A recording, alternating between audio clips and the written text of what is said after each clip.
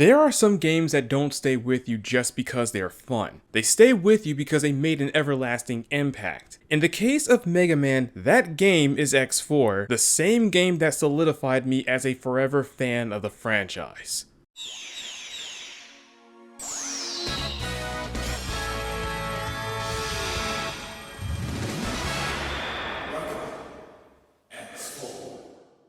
When this game landed on the PlayStation, it served as a massive leap for the X series. Gone were the 16-bit pixels as the game's visuals fully embraced its 32-bit self with a massive overhaul on the appearance that doesn't get in the way of the fast pace this game is known for. We also gained fully animated cutscenes here complete with voice acting, and more effort was put into the game's storytelling this time, as the earlier titles would only feed us breadcrumbs here and there. However, as much of an impact these changes had in the game, the real hook will pull you in as soon as you press Game Start. Why, you ask? Well,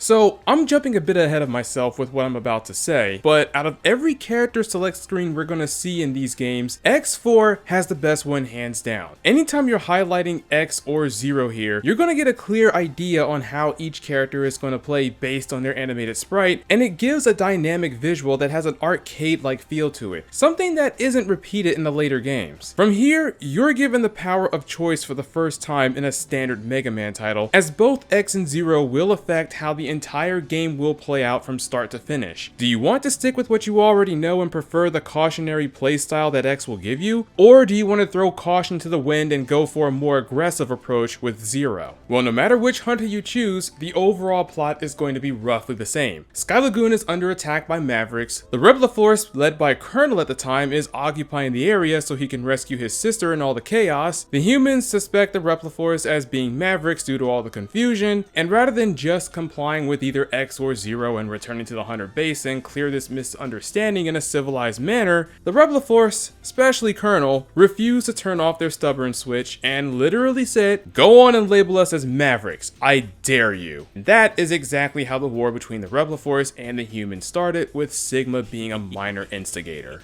Yeah, I'm not gonna lie, the plot of X4 is both one of its weaker and stronger aspects. Everything that will happen in the story all could have been avoided if they would just talk it out like X and 0 tried to do. But since neither of our Maverick Hunters have mastered the art of talk no jutsu, this is how everything turned out. On the flip side, however, this plot also humbled X and 0 far more than any of the games we've played, and I say this is the turning point where both X and 0 walk away as tragic heroes from that point forward. I won't go so far and say that they fumbled the bag, but their stories don't end in what I will call an absolute win either. Let me break it down. The intro stage, like always, will have you getting a full scope of the game as well as giving you enough breathing room to get used to your character of choice, all while providing us with yet another excellent banger. I can easily say out of all of X's themes, this is my top favorite one as it fully captures a feeling of getting right back into business while also carrying the mark of a new beginning.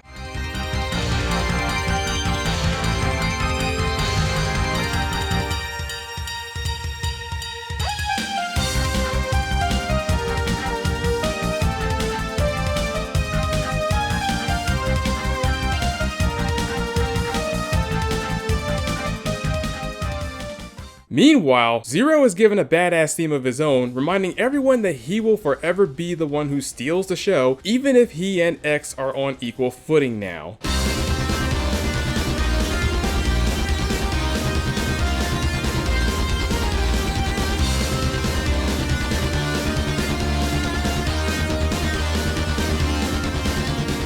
This intro stage also hits you with a boss fight shortly after you begin, with the boss trying to attack you from the background and damaging the stage as the fight carries on. However, if you're quick enough, you can ignore this Maverick completely and destroy the door that is blocking your path so you won't need to deal with him at all until later, letting you save a lot of time by doing so. I'll admit that I didn't know I could do this until I watched the other speedrun this game, and once I learned about it, I never looked back. Once you've made it to the halfway point, you meet up with Dragoon, who tells either X or Zero that the energy structure was destroyed by a Maverick and will cause this city to fall below, obliterating the lives of many. And once you enter the second act, you're finishing the rest of the intro stage after the city has been completely destroyed. Yeah, we don't exactly begin this game with a successful mission unlike X2 and 3. We straight up lost, with the Colonel flipping us off as the icing on the cake. X's route gives a better insight on how dangerous his trusting nature really is. When he returns to base, he's greeted with a rookie hunter he's never seen before and calls himself Double. Doesn't ask him about anything else like where he's from, what unit he's part of. Nope, he's just happy to be here. He pretty much acts as X's navigator while the blue hunter is out there on the field, dealing with the Repliforce and even getting ambushed by Colonel in the middle of the operation. After X defeats Colonel for a second time, it is revealed to the player that Double is working as a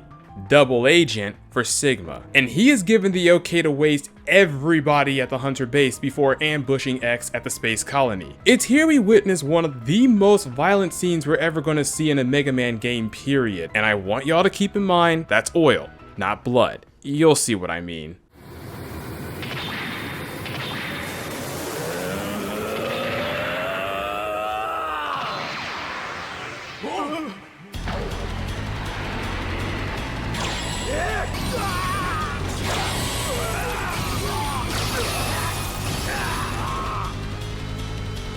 When he meets up with him, Double reveals his true hand and even insults X about how naive he is, and it was his trusting nature that caused the deaths of many. And even then, X struggled to believe that all of this was happening in real time. Confused, betrayed, and regret sinking in, Double makes one last remark before the two of them scrap, complete with a battle theme that perfectly captures the gravity of the situation. I'm so anxious to rip you apart!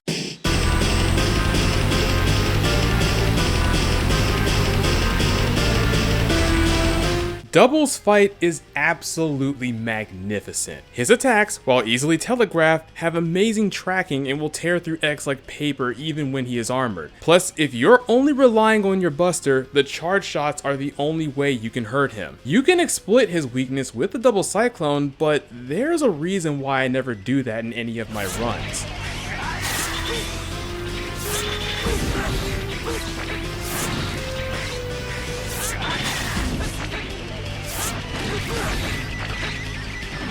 As of now, Double is the only boss who outright punishes you for trying to exploit his weakness, making his attacks much harder to avoid. You need to constantly stay on the move against this guy, otherwise he'll have no problems recycling you. Easily my top favorite enforcer Sigma has had on his squad, considering the fact that he had X rethinking his whole life by the end of the game. Switching over to Zero's story perspective, X4 gives us a real treat with him. That treat being, we get the full scope of Zero's backstory with a side of tragedy that scarred our hero for life. And X4 doesn't waste your time with things as we go from Zero to Maverick as soon as you select his character.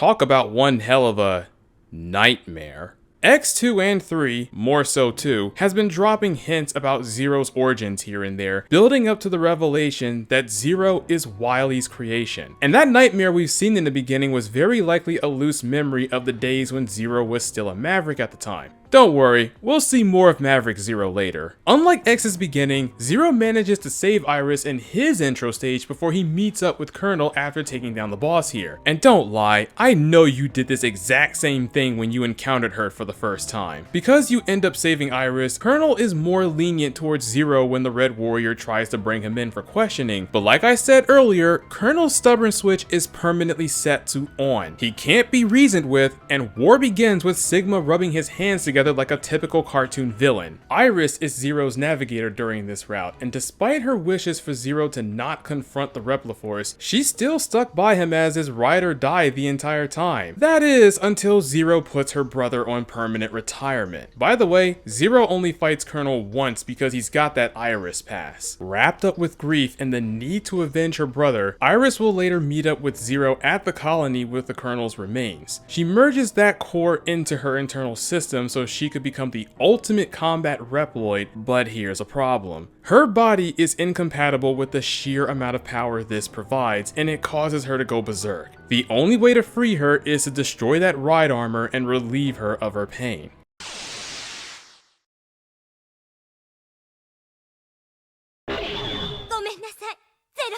Unlike the raw, murderous theme we got from Double, there is no trace of any fighting spirit found within Iris's theme. You spend the majority of the fight wailing on that armor in an attempt to break her out of it, but to no avail. In fact, your efforts is only met with swarms of mines out of retaliation. But just as things seemed hopeless, the core eventually exposes itself, and your battle instinct tells you this is what you must destroy if you want to have any chances of saving Iris. The armor relentlessly assaults you with more mines and powerful lasers erupting from both the cannon and the core itself. But through all that grit and struggling, you finally manage to destroy the core and free Iris from within.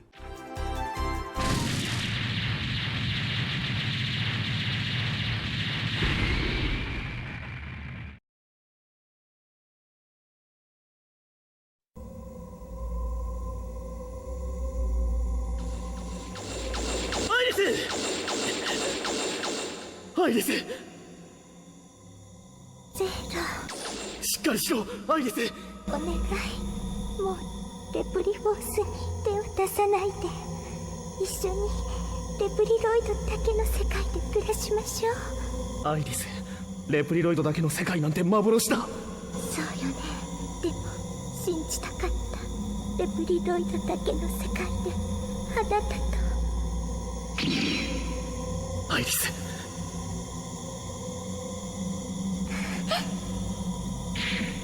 アイリス！アイリス！アイリス！アイリス！アイリス！アイリス！俺は一体何のために戦っているんだ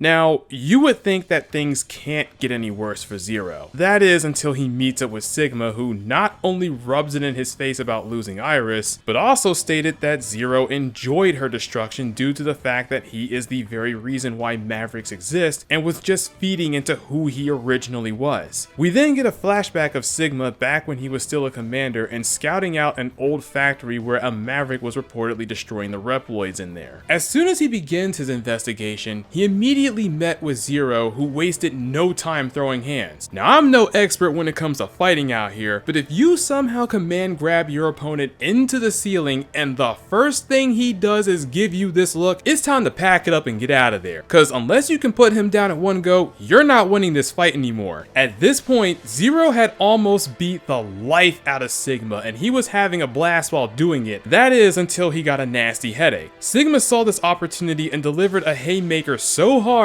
he managed to uninstall Zero's operating system in the process. Little did Sigma know, this was how he got infected with the Maverick virus and turned him into the villain that we currently see him as. So, to simply put it, while X is the father of all Reploids, Zero is the father of all Mavericks, and that revelation haunted the Red Warrior for the rest of the series. From that point forward, the story ends on a similar note. They take down Sigma, the General stops a colony from firing its own version of the Eclipse cannon, and all is good.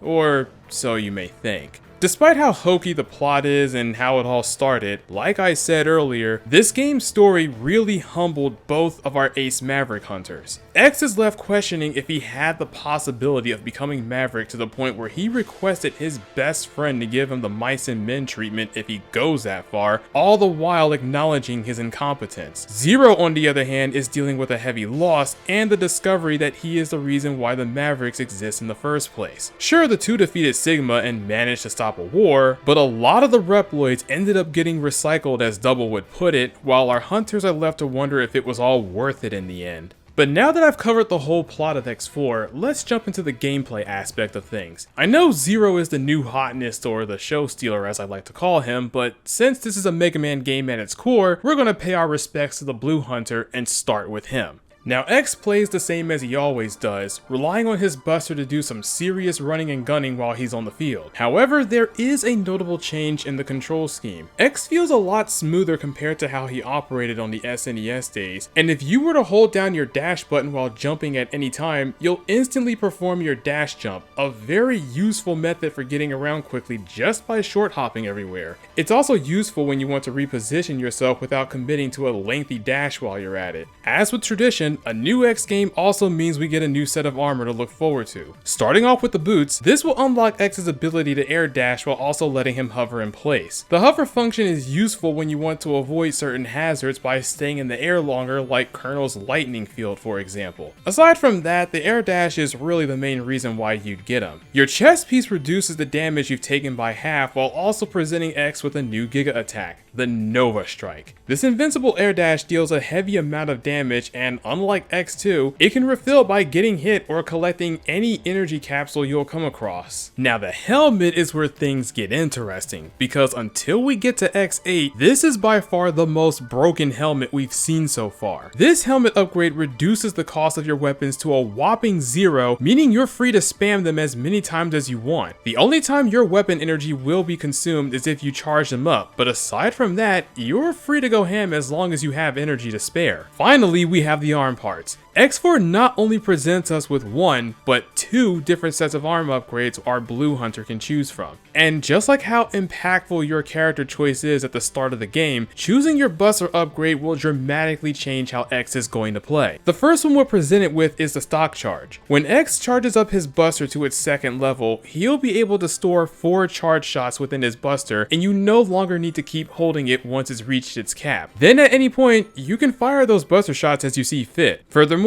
you can recharge your shots even if you didn't fully unload the buster. It's pretty much the equivalent of reloading your weapon. The benefits of this buster comes from the fact that it's notably faster to use, and it has the potential to deal more damage to the bosses, if you can time their iframes correctly, that is. However, this buster upgrade has a skill curve to it. You'll have to get used to your buster shots not firing the moment you stop charging up, and that can throw off your timing. Plus, if you aren't used to landing your shots right when the iframes vanish from the bosses, you won't exactly reap the benefits this upgrade will have, aside from not needing to hold down your buster charge forever. It's still overall a fun upgrade and provides a different, more skillful style to play than what we're normally used to. Plus, this is an upgrade that is unique to X4 as it won't return ever again. However, if you were to completely ignore the first capsule and mosey on over to the one that's on the far left, you'll be presented with a plasma charge, and it is an absolute powerhouse. This buster works in more of a traditional sense where you need to fully charge it up to its maximum level, and then it will fire the moment you let it rip. But instead of shooting multiple busters like you would with a stock charge, this one fires a massive sized buster shot that will leave behind any traces of plasma that will damage enemies over time. This shot also travels through anything, presenting us with a built-in everything in that direction. Sure, your damage potential against the bosses suffer a bit due to how often you're going to trigger those iframes based on the plasma that's being left behind, but the trade-off is that you'll be able to obliterate everything else with this weapon, especially the mini bosses. Rather than having me explain it, I'm just going to show you what it looks like when I compare the two. Starting things off with a stock charge.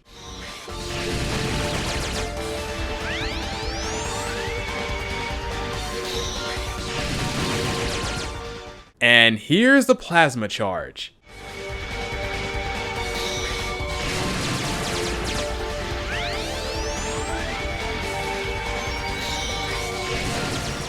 Now, to be completely fair, the boss weapons, which I will talk about soon, will make short work of the mini bosses far better than either option. But the main draw to the plasma charge is that it's easier to use, it's a lot flashier, and it caters more towards people like me who always enjoy seeing X turn into a hunter of mass destruction. Again, despite him having a more pacifist nature. Both arm upgrades, regardless of what you choose, will have their merits. If you want a more skill-based playstyle, speed, or just like the matching aesthetic since his arms turn blue when he gets this upgrade, go with the stock charge. Otherwise, if you want more power and obliterate everything in your path, the plasma charge will have your name on it. While I'm somewhat on the subject, let's talk about those weapons. X's arsenal in this game has a good balance of both offense and defense capabilities while having just a drop of utility. Plus, the weapons here are really fun to use. Some of his weapon spread can fit certain situations better, like the rising fire and the double cyclone being used to deal with enemies who are above you. That same rising fire, by the way, will absolutely cook the mini bosses in the game if you use its charge variant. Other weapons like the soul body and the ice wall are more defensive based, with the soul body taking out smaller enemies just by running into them and the ice wall blocking off projectiles while you're free to use your buster, since in this game and moving forward, you can now use your buster while having a weapon equipped, a trend that started with Mega Man 8. Interestingly, you also can't just use your weapons on everyone. Certain enemies are outright immune to some of your weapon types, but they will crumble the moment you hit them with the right one. This encourages you to experiment with the weapons more instead of just defaulting to one end-all be-all option, something I didn't mind as it gave X a nice layer of depth with his arsenal. The charge variants of his weapons are also some of the best ones I've seen here, like the twin slasher being a widespread shotgun, the aiming laser firing a big old beam that can melt any enemy who's susceptible to it, and the ice wall nuking the screen with massive chunks of ice dropping from above. We'll see if the weapons do get better or worse as the entries go on, but in my book, X1 and 4 has the best arsenal I've seen in these games. X overall is absolutely fantastic here. His smoother controls along with all of the weapons and upgrades allows him to be more versatile like he always had been, and even rewards us for being experimental with his kit. Every time I play as him, I always seem to find a much better method to handle the obstacles that lie ahead, like using the soul body to eliminate these eyeballs that are immune to everything including your buster, or cheesing this mini boss in split mushroom stage with the aiming laser. But now I say it's time we leave X alone for a bit and talk about what is arguably the main selling point of X4, which is being able to play as Zero for the first time.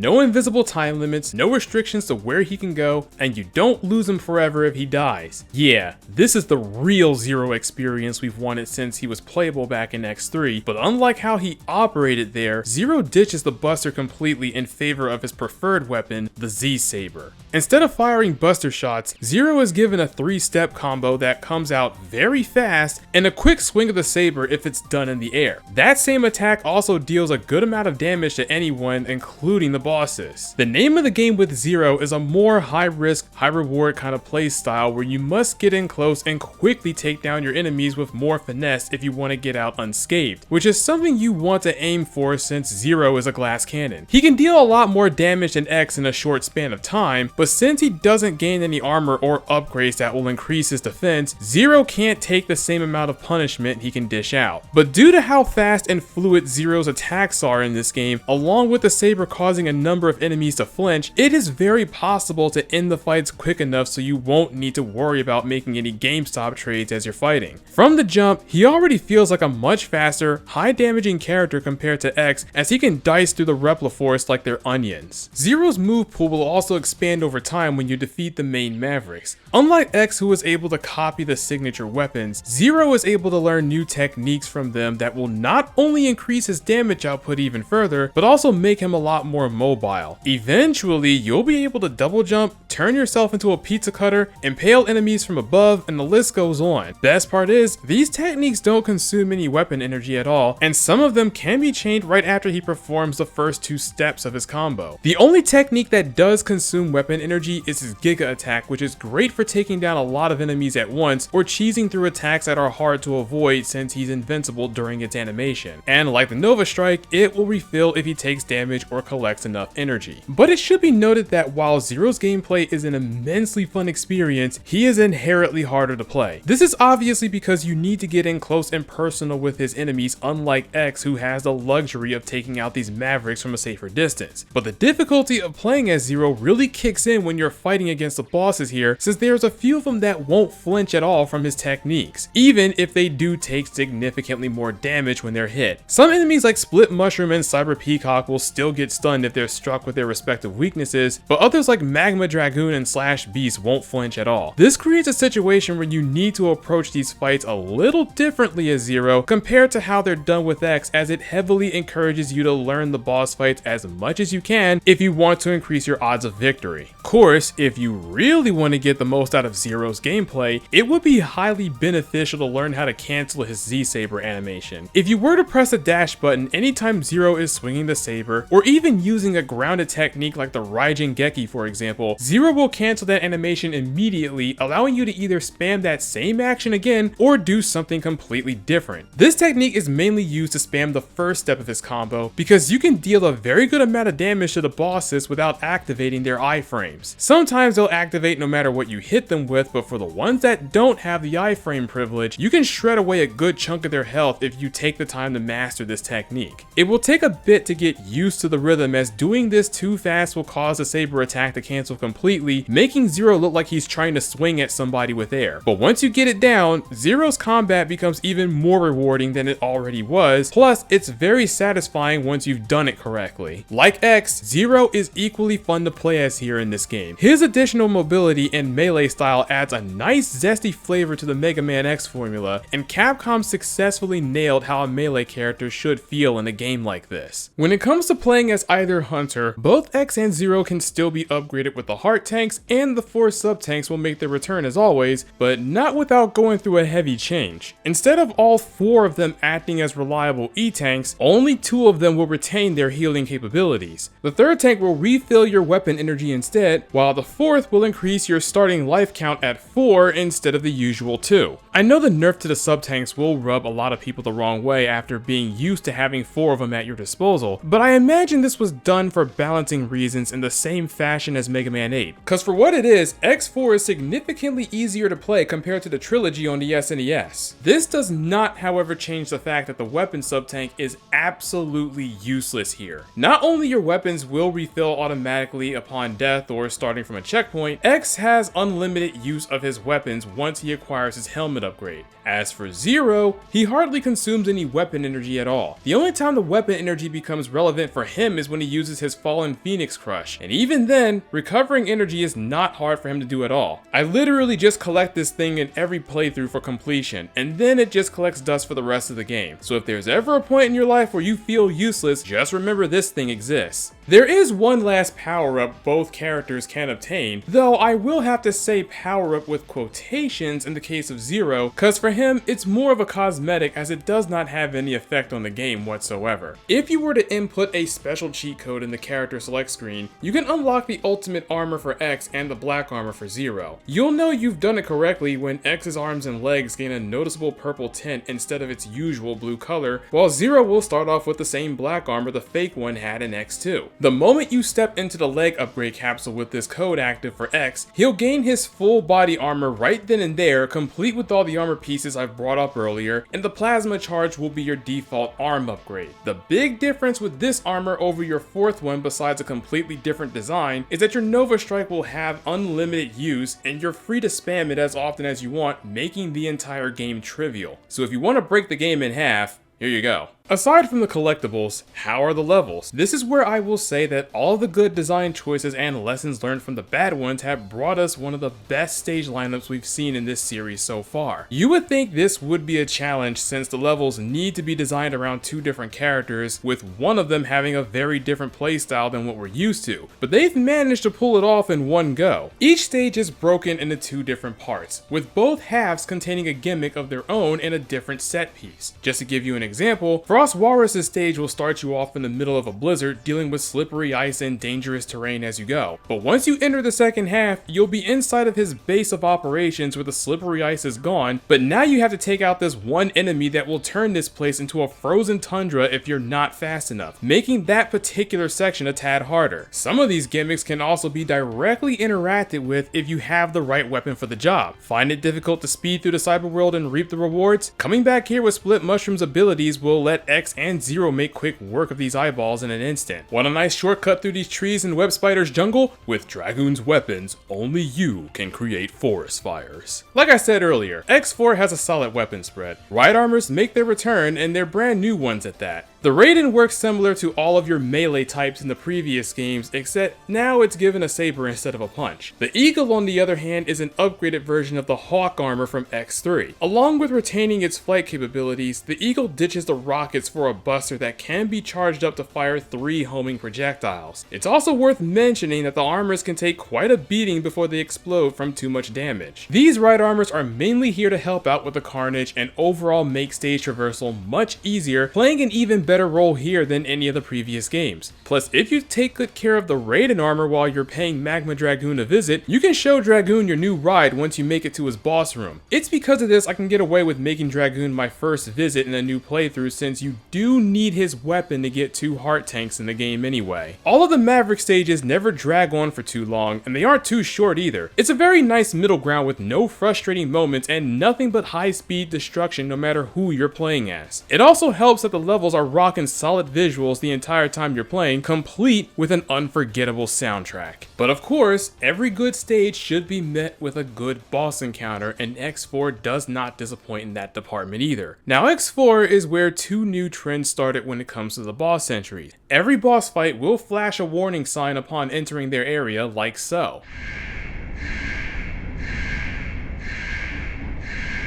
Then, depending on that boss, X and Zero will exchange a few words with them before they fight. It's minor, but it does give some insight on their personalities and adds to the story a little bit. Similar to X2's boss design, the Mavericks here are balanced across the board in terms of their difficulty. Some of them are good can openers with very easy patterns to figure out, like Frost Walrus and Web Spider, while others will have no problem sending you to the junkyard like Slash Beast and Magma Dragoon, both which are my top favorite bosses to fight in this game. Both of them are reactionary battlers, so instead of relying on a set pattern, they'll fight based on your positioning, making them a bit unpredictable at times, as both of them can either throw projectiles or close a gap when you least expect it. Watch out, watch out, watch out, watch out! Magma Dragoon in particular gets bonus points for being a direct Street Fighter reference. He not only shouts the same attack names as everyone's favorite Shoto characters, he's also rocking those Akuma beads for additional style points. That is peak Maverick design in my book. I will say, out of every Maverick here that will send me 6 feet under every time I'm not using his weakness against him is Split Mushroom. There is never a time in any of my runs where he does not cause a game over to happen if I'm not using any tricks of my own, and I find him to be the most difficult Maverick to fight out of every boss I face in the series so far. That might be subject to change when we cover the rest of the games in the future, but that makes it all the more satisfying when I break out his weakness and send a nice shock to his system. Which leads me to how X4 handles the balancing with the weapon weaknesses. With X, using their weaknesses will pretty much turn them into nothing burgers like usual. Storm Owl isn't allowed to play the game, much like what happens when someone's using aimbot as seen here. Magma Dragoon actually gets juggled like how it's done in a lot of 2D fighters. And Slash Beast is, well...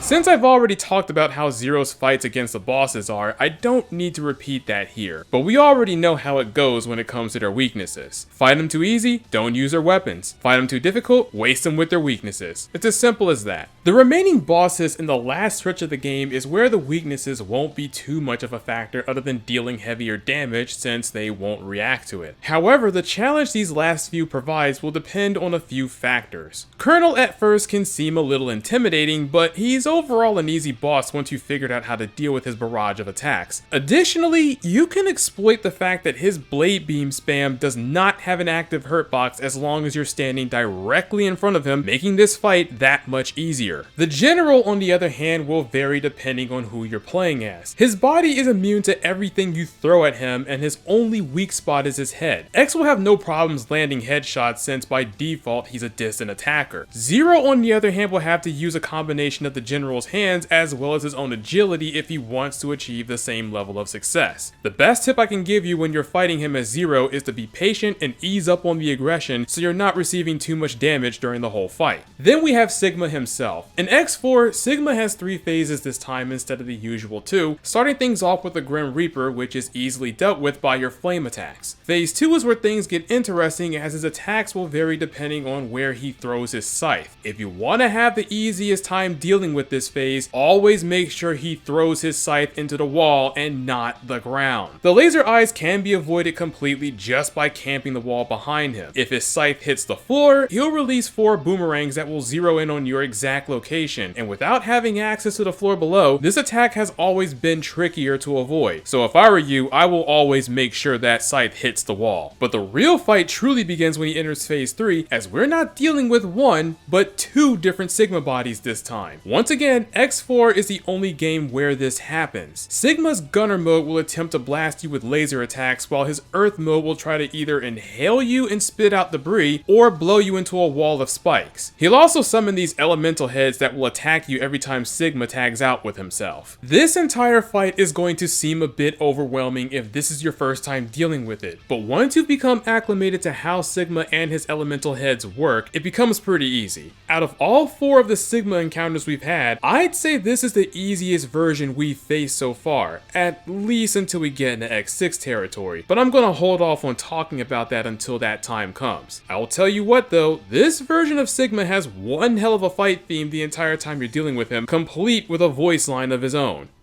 Are you ready for your final journey?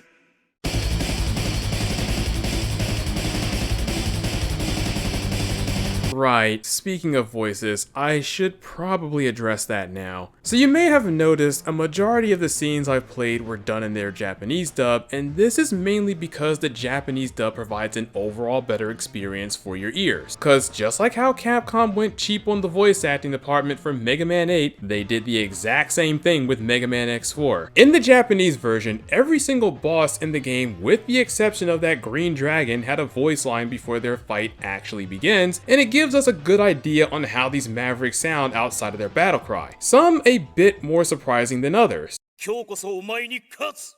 軍の誇りにかけて貴様を倒す。醜い者は滅びておしまい。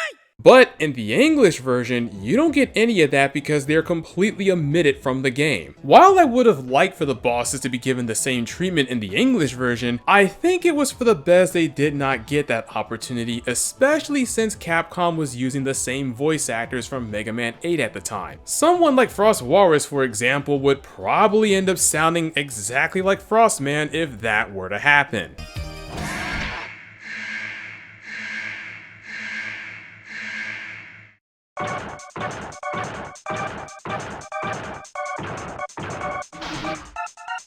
What is that blonde kid up to? I don't have time for you, Junior. Hey, shut up and fight already. Oh, that does it. You're going down. Also, in the Japanese dub, X and Zero sounds much better compared to how they were in the English version. In fact, Capcom was highly aware of this, seeing as how in X5 they reused the same voices from the Japanese dub over their English ones because... I'm disappointed in you, Colonel. Ah! What if I become one of the Mavericks? Prepare yourself. Wait, Zero! I'm serious! This is what happened to me. This is my fate. I couldn't save anyone after all. Zero! Ah! No, this isn't happening. There's no reason for me to go on. What am I fighting for? You get the idea. This is also why I used the Japanese dub over the English one when talking about Zero's story earlier. The Japanese dub captures Zero's pain, while the English dub inflicts actual pain. Now, due to the Legacy Collection, we can now play these games in the original Japanese dub, so you won't have to deal with the horrible English ones, though I am disappointed they completely removed the Japanese intro from the game. Why they decided to do that is beyond me. All in all, Mega Man X4 is a phenomenal game, and it is the best entry in the entire series. All of the stages are well balanced between both of the hunters, with the game itself not being too difficult or too easy for that matter. While the story can use some improvements, I have to give it points for the amount of hell it put both X and Zero through, as both of them got hit with a piece of humble pie at the end, and it ultimately wasn't a victory for them. This is an entry that I strongly urge every Mega Man fan to play at least once, as it really is just that good. As I said in the beginning, it is the game that turned me into a forever fan, and I will never grow tired of replaying it. But now, we've reached the end of the video. If you've made it all the way to the end, you're all real ones for that. But hitting that subscribe and like combo while leaving a comment as the level 3 finisher will work wonders in not only helping this channel become stronger, but it'll also keep those mavericks at bay. Anyway, I hope I get to see y'all in the next one. This is Elusive Exia, logging out.